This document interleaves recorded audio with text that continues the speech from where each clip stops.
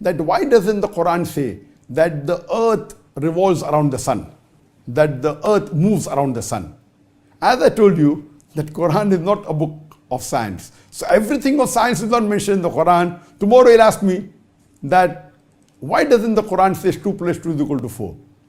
Everyone knows, any child who passes from school or even is in the 2nd grade or 3rd grade, he knows very well that 2 plus 2 is equal to 4. So if he asks me, why doesn't the Quran say 2 plus 2 is equal to 4? Because Quran is not a book of mathematics.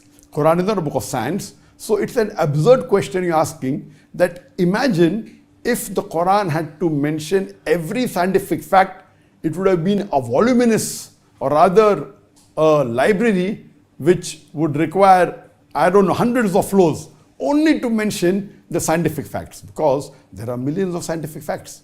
What I say in my talk, that there is not a single verse in the Quran which goes against established scientific fact. So that makes it the word of God.